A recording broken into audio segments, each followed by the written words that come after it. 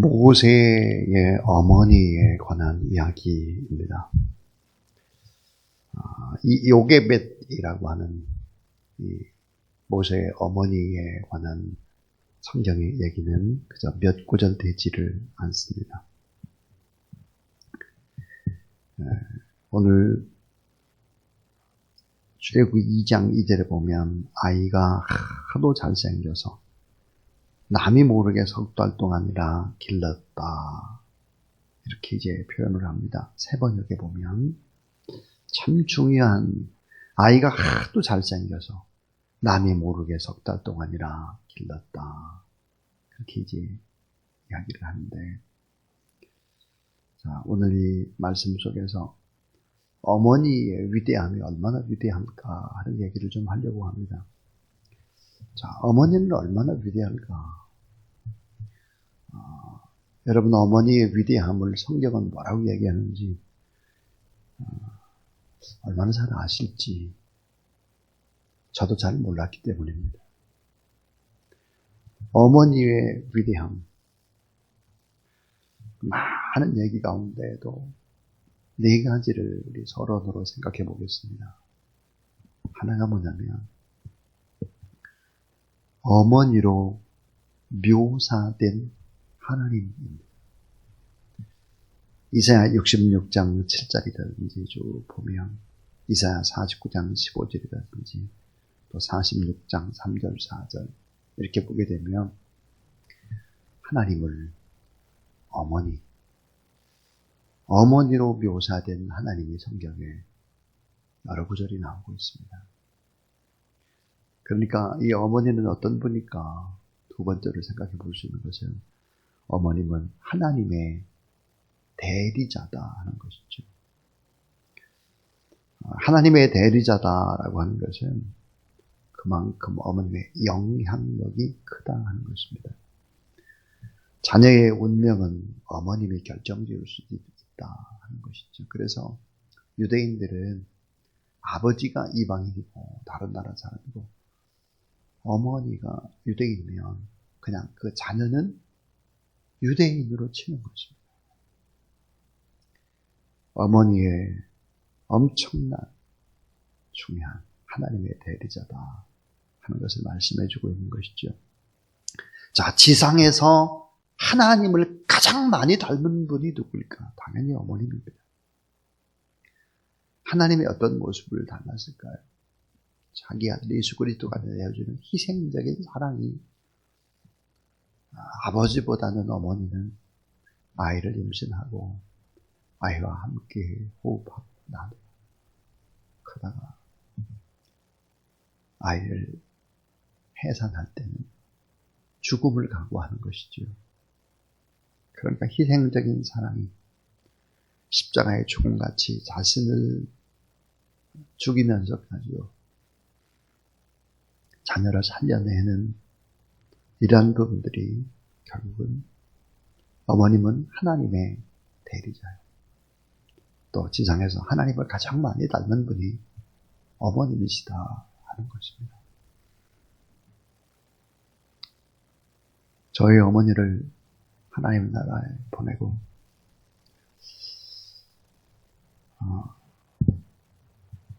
계속해서 어머니 보내고 난 다음에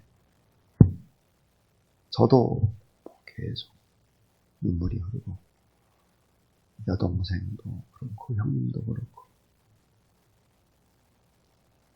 저의 집사람도 그렇고 다 그렇게 눈물을 흘리고 있었습니다. 근데 이 눈물이 꼭 서러워서 그러느냐? 결코 그것이 아니고 기쁨의 눈물입니다. 기쁨. 그리움의 눈물입니다. 어머님은 하나님의 대리자다 하는 것이죠. 또 하나 어머님의 위대함은 어떤 위대함이 있을까? 어머님은 마음의 고향입니다. 자녀에게는 마음의 고향이죠. 종교 심리학자들이 한결같이 주장하는 것이 있습니다. 그것은 어머니와 아버지로부터 어린 시절 따뜻한 사랑을 잘 받아야 나중에 하나님을 더 잘 이해하고 하나님의 사랑을 더 잘 이해할 수 있지.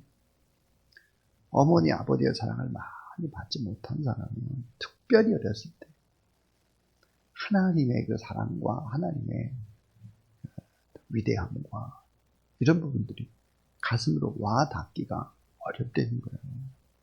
그러니까 이 종교 교육의 핵심이 결국은 어린 시절이다 하는 것입니다. 이 어머님은 마음의 고향과 같습니다. 어머니 그리고 몇 번만 부르면 눈물이 핑 돌죠. 우리가 어머니의 탯줄에 의지해서 살았던 마음의 고향과 같죠. 이 어머니의 위대함은 또 어떤 신학자는 이렇게 표현을 합니다. 가정에서 보혜사의 역할을 감당하는 어머니 그랬습니다. 가정에서 보혜사의 역할을 감당한다. 지킬 보자는 지키고, 은혜의 자, 사가 뭡니까? 스승사예요. 가정에서 이 보혜사와 같은 역할을 감당하는 것이 어머니입니다 하는 것입니다. 이 어머니의 위대함이라고 하는 것은 이것보다 더 큰 위대함은 없을 것 같습니다. 자, 어머니로 묘사된 하나님. 어머님은 하나님의 대리자다. 지상에서 가장 큰 영향력과 지상에서 하나님을 가장 많이 받는 분이다. 어머님은 자녀에게 있어서 마음의 고향과 같다. 가정에서는 보혜사 같은 역할을 감당하는 그런 분이 바로 어머니다 하는 것입니다. 오늘 이 본문 속에서도 그런 모세를 모세되게 만든 어머니 요게벳에 관한 이야기입니다. 자, 오늘 출애굽기 2장 2절 출애굽기 2장 2절을 한번 여러분이 다시 읽어주시길 바랍니다. 자, 시작.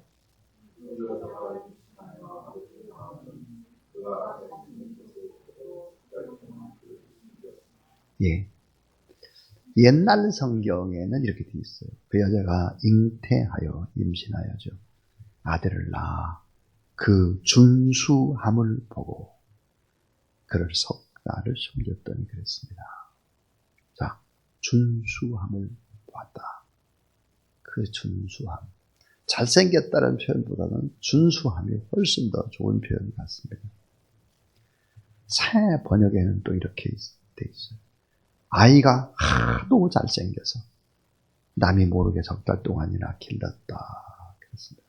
하도 잘생겼다. 그 준수함을 보고 그랬습니다.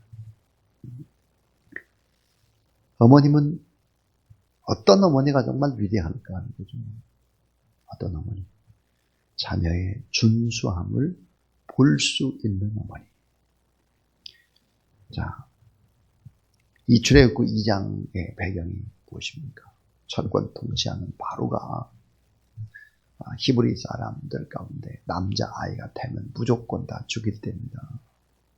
그러니까 죽음의 통곡 소리가 집집마다 들리는 시대, 희망이 전혀 보이지 않고 절망이 가득한 시대, 남자아이가 나면 다 죽여야 되는 시대,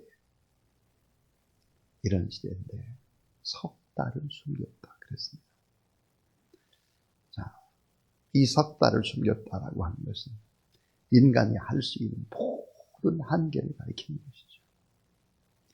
남자아이의 울음소리가 이제 석 달이 되면 우렁차게 울어대면 저게 딸인지 아들인지를 전부 다 구분해낼 수 있는 시기죠. 자, 준수함이라는 것은 뭘까요? 귀한 가치를 가리킵니다. 귀한 가치. 귀하고 귀한 그 가치를 볼 수 있어야 된다. 너는 내가 가장 아끼는 보물이다. 너는 나의 생명이다. 너는 나의 하나님이 주신 기업이고 상급이다. 이런 걸 어때요? 핏덩이 속에서 볼 수 있는 분이 바로 어머니다 하는 것입니다. 세계적으로 아주 유명한 지휘자인 정명훈 씨와 그의 어머님이 나와서 자녀 교육에 대해서 프로그램을 MBC에서 진행한 적이 있습니다. 근데 정명훈 씨가 이런 말을 했습니다. 저의 어머님은 언제나 저를 잘하는 아이로 인정을 했습니다. 잘하는 아이. 7살 때 피아노 독주회를 하는데 실수를 너무 많이 했을 때도 칭찬을 했습니다. 그 칭찬이 이랬다고 합니다. 음악회는 틀리는 거 보고 기뻐하는 거란다. 전혀 안 틀리는 피아노 소리 들으면 테이프를 들면 된다. 음악회 때는 막 틀리는 거 보고 막 좋아하고 그러는 게 음악회다. 이렇게 위로했다고 하죠. 참 그런 것 같습니다. 자녀는 우리의 소유물이 아니기 때문이죠. 하나님의 형상대로 지음받은 하나님의 자녀요, 하나님의 기업이요, 하나님의 생명이요, 하나님의 상급입니다. 그러므로 기쁘게 받고 가치 있게 여기라 하는 거예요. 그래서 에베소 6장 4절에 보면 이렇게 얘기하고 있죠. 또 아비들아 너희의 자녀를 노엽게 하지 말고 오직 주의 교양과 훈계로 양육하라. 그렇습니다. 이 어머니 요게벳은 4가지를 잘하고 있습니다. 오늘 본문에 4가지. 아까 서두에서 하나님이 말씀하는 어머니에 관한 얘기했다는 모세의 어머니 요게벳은 4가지를 잘하고 있죠. 그 하나가 자녀의 준수함을 볼 수 있었다는 것이고요. 2번째는 귀한 자녀를 둘러싸고 있는 위험성을 볼 수 있었다. 위험성. 애굽의 법으로 모세를 죽이려 했지요. 살릴 수 있는 방법이 뭘까? 그 위험성 가운데 살릴 수 있는 방법이 뭘까? 이 세상의 사탄들은 우리의 자녀들을 죽이려고 합니다. TV, 음악, 영화, 인터넷, 세상에 가치관한 자녀들을 힘들게 하는 것이죠. 만 6세 된 아이가 TV를 하루에 30분 이상을 보게 되면 어떻게 되나? 시력의 영향, 상상력, 청력, 창의력을 점점점 상실해 간다 그럽니다. 근데 어때요? 여러분이 핸드폰으로 기어 들어가잖아요. 귀한 자녀를 둘러싸고 있는 위험성을 볼 수 있어야 됩니다. 위험성. 자녀 주변에 어떤 위험한 것이 있는가를 볼 줄 아는 어머니. 그 다음에 3번째 이야기, 제일 중요한 얘기. 위험으로부터 보호할 방법을 알았다는 것입니다. 위험으로부터 보호할 방법을 알았다 하는 거예요. 출애굽 2장 3절에 보니까 더 숨길 수 없이 때문에 그를 위하여 갈 상자를 가져다가 역청과 나무진을 친하고 아이를 거기 닮아 하숫과 갈대 사이에 두고 그랬습니다. 참 여기서 중요한 것을 보죠. 세상 문화가 지금 다 남자애들은 죽는데 그것도 어때요? 3개월을 숨겼어요. 3개월을 숨겼다라는 말은 뭐예요? 같이 죽고 같이 사는 거죠.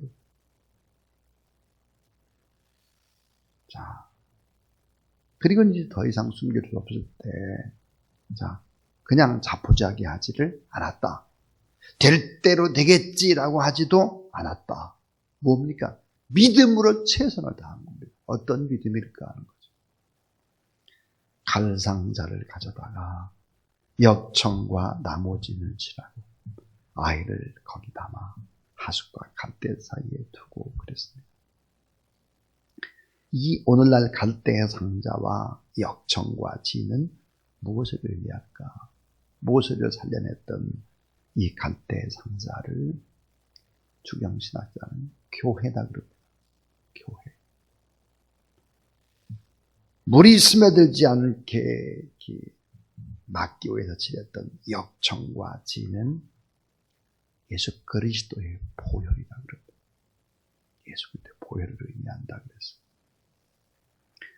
주님의 십자가는 자녀들이 물에 빠지지 않게 하고 주님의 보혈은 세상으로부터 죄와 유혹으로부터 막아내는 방법이죠. 결국은 어때요? 히브리서 11장 23절에 보니까 믿음으로 모세가 낳았을 때 그 부모가 아름다운 아이임을 보고 그랬습니다. 히브리서 11장 23절은 그 부모가 아름다운 아이임을 보고 석 달 동안 숨겨 임금의 명령을 무서워 아니하였으며 목숨 건 거죠. 엄마 아빠가 자녀를 해서 목숨을 걸지 않는데 그 자녀가 어떻게 이 어려움을 헤쳐나갈 수 있겠습니까?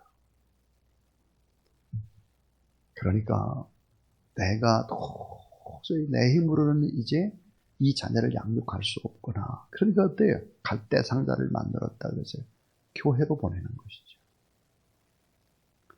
결국은 세상에 물이 스며들지 않도록 예수 그리스도의 십자가와 보혈의 능력을 심어주는 것입니다. 이것이 아니면 이걸 쉽게 알아야 돼요. 나의 힘으로는 자녀를 교육하기 어렵다라고 하는 것을 알아야 되고 나의 나쁜 성격, 나의 나쁜 버릇 이거 우리 자녀들이 가지면 어떻게 되겠나? 이거 겁나는 거 아니겠어요? 겁나는 거죠. 그러니까 어쨌든 이 교회로 예수 그리스도의 십자가와 보혈로 갈대 상자를 만들고 역청을 칠하고 그래서 오늘 이 본문에 나오는 푸르른 강물, 나일 강물, 세상의 강물이 스며들지 못하도록 막아야 되는 것이죠. 근데 오늘 본문은 마지막 네 번째로 참 귀중한 얘기를 하고 있습니다. 아까 제가 요절이라고 했어요. 요절. 자, 따라하세요. 주님께 자녀를 맡기고 키울 때 부모에게는 약속된 보상이 있다. 예. 주님께 자녀를 맡기고 키울 때 부모에게는 약속된 보상이 있다는 거예요. 약속된 보상. 출애굽기 2장 9절에 바로의 딸이 그에게 이르되 이 아이를 데려다가 나를 위하여 젖을 먹이라. 내가 그 삭슬 주리라. 여인이 아이를 데려다가 젖을 먹이더니 그랬습니다. 이 여인은 결국은 어머니 욕에 계시죠. 잃었던 자녀를 다시 찾은 것이죠. 그리고 사실은 나일 강물에다가 자녀를 띄울 때 마음이 얼마나 아팠을까 한번 생각해 보세요. 여러분 이 요게벳이라는 이름의 뜻이 뭘까요? 요게벳이라는 이름의 뜻이 여호와는 영광이라는 뜻입니다. 여호와는 영광. 그래서 출애굽기 6장 20절과 민수기 26장 59절에 이 이름이 나오는데요. 요즘 최근에 현대 기독교 막 CCM 중에 요게벳의 노래라고 하는 곡이 있습니다. 이 요게벳의 노래의 중간에 가사에 보니까 요게벳의 마음을 담은 가사인데 그 가사의 내용이 이러합니다. 어떤 마음이었을까? 그녀의 두 눈에 눈물이 흐르고 흘러 정처 없이 나일 강물에 흔들흔들 흘러 내려가는 그 상자를 보며 눈을 감아도 보이는 아이와 눈을 맞추려 주저앉아 눈물을 흘렸겠지. 너의 삶의 참 주인, 너의 참 부모이신 하나님, 그 손에 너의 삶을 맡긴다. 그리고는 갈대 상자에 역청을 지렸던 그리고 아이를 낳았던 그를 나일강에 흘려보냈으니까요. 그리고 바로의 딸들이 목욕하다 그거를 발견해가지고 건져가지고 열어보니까 잘생긴 남자아이였고 그래서 결국은 젖먹이 유모를 찾았는데 그 젖먹이는 유모가 바로 요게벳이었으니까요. 다시 찾은 모세를 가슴에 끌어안고 얼마나 많이 울었고 얼마나 많이 기도했겠나. 얼마나 많이 그 자녀와 이야기를 했겠나 하는 것입니다. 출애굽 2장 9절 바로의 딸이 그에게 이르되 이 아이를 데려다가 나를 위하여 젖을 먹이라. 내가 그 삭슬 주리라. 참 중요한 말이죠. 젖 먹여 어머니가 자녀를 기르는데 삭슬 주리라고 했습니다.